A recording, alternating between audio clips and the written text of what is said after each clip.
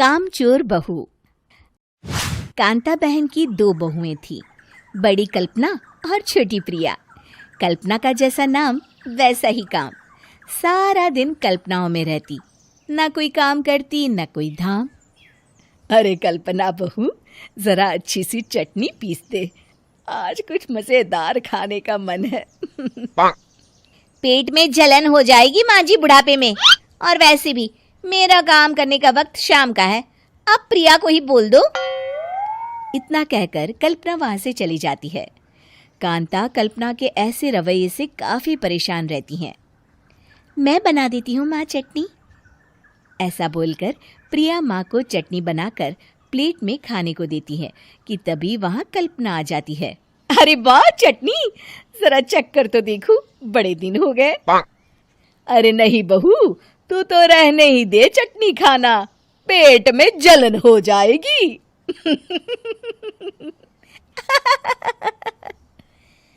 इतना कहकर कांता और प्रिया दोनों हंसने लगते हैं। कल्पना सारा दिन या तो मोबाइल में यूट्यूब देखती या फिर सोती रहती। उसका कमरा भी बिखरा और गंदा रहता।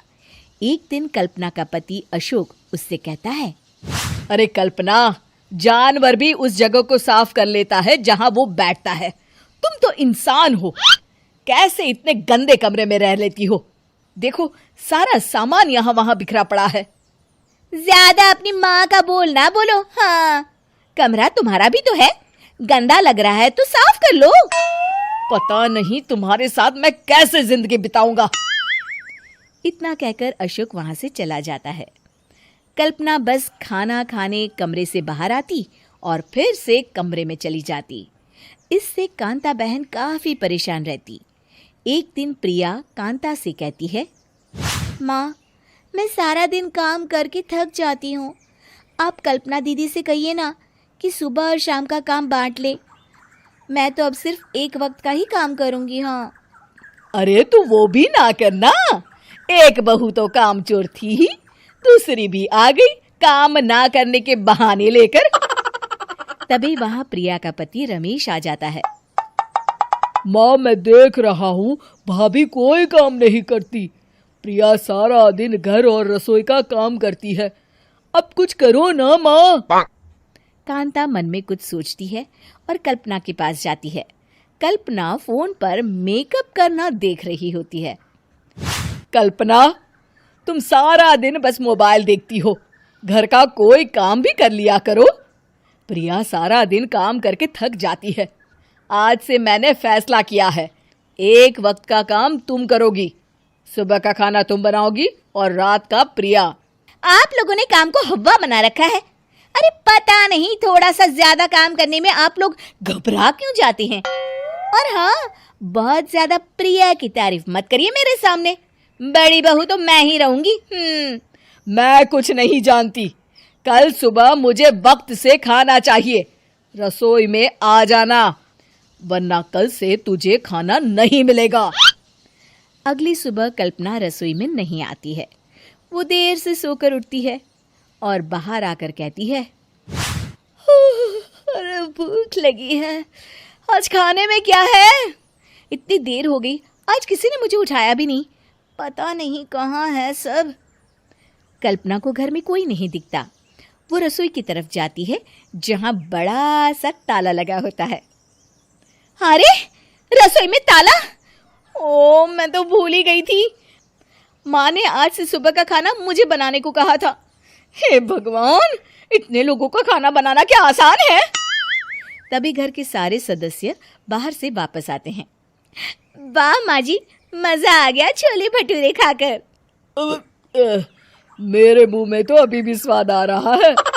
अरे कल्पना, तेरे भरोसे रहते तो हम तो भूखे ही रह जाते। कल्पना को बहुत गुस्सा आ जाता है। अब बहुत हो गया, आज से मैं अपनी रसोई अलग कर रही हूँ, मैं अपना खाना खुद बना लिया करूंगी। कल्पना अपनी रसोई अलग कर लेती है, पर आए दिन उसका देर से उठना और काम न करने की आदत से वो भूखी ही रह जाती थी।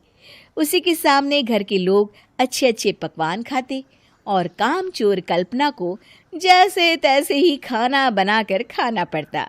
पर एक दिन तो हद ही हो गई। माँ, दीदी आज सुबह से कमरे से बाहर नहीं निकली, हमें जाकर देखना चाहिए। सो रही होगी कामचोर कहीं की, पर तुम कहती हो तो चलो देख लेते हैं उसे। कल्पना कमरे में पेट पकड़कर बैठी होती है। हाय मेरा दर्द, पेट दर्द के मारे मर रही हूं मैं।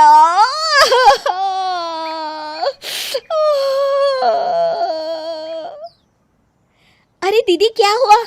पेट में दर्द क्यों हो रहा है? डॉक्टर को दिखाया आपने?